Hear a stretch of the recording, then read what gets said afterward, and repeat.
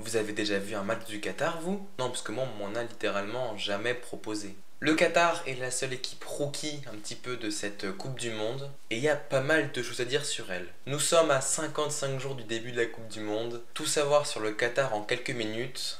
C'est parti!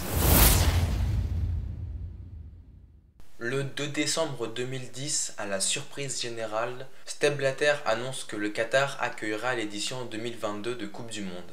Le Qatar va donc jouer leur première Coupe du Monde grâce à la qualification automatique du pays hôte. Une première depuis le début de la Coupe du Monde, tout simplement, puisque il s'agit de l'Uruguay en 1930.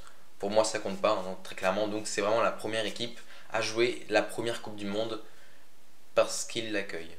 Niveau palmarès, ils en ont quand même, puisqu'ils ont remporté tout simplement la dernière édition de la Coupe d'Asie en 2019, l'équivalent de l'Euro pour nous. Mais ils sont arrivés également 3e lors de la première édition de la Coupe arabe de la FIFA. Cette compétition avait déjà eu lieu auparavant, mais c'est la première fois que la FIFA accrédite cette compétition. De plus, ils sont actuellement 48e au classement FIFA. L'équipe a eu un vrai déclic en 2017 lorsque Félix Bas Sanchez a pris les rênes de l'équipe. Il a été pendant 10 ans entraîneur des U19 de Barcelone. Il a d'abord emmené les U19 qataris à la victoire dans la Coupe d'Asie de leur catégorie en 2014. Mais depuis 2017, Félix Sanchez Bas a un très bon ratio. 43 victoires, 11 nuls et 20 défaites, ce qui est quand même plutôt pas mal. Il a pris l'équipe en pleine période, pas de crise mais presque, puisque de plus en plus le Qatar était critiqué pour avoir des expatriés dans leur équipe et non des vrais Qataris. Cela a clairement changé aujourd'hui puisque sur les 23 de la dernière liste, seulement 2 sont expatriés.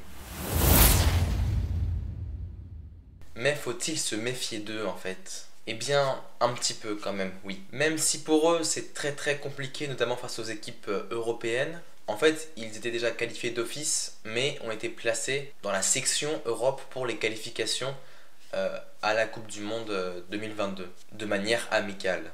Eh bien, le bilan est de 4 lourdes défaites, 2 matchs nuls et 2 petites victoires. Cela les aurait placés à la 4e place du tableau, donc insuffisant même pour jouer les barrages pour la Coupe du Monde. Mais bon, le Qatar a fait beaucoup d'efforts financiers, pas très étonnant, notamment avec la fondation Aspire, qui est un espèce de club formateur pour les jeunes au Qatar, entraîné d'ailleurs à ses débuts par Félix Sanchez Bas. Donc vous pouvez voir qu'il a fait Aspire, U19, d'autres espoirs et enfin l'équipe A. Félix Sanchez Bas a vraiment accompagné tout le Qatar jusqu'à cette édition du mondial.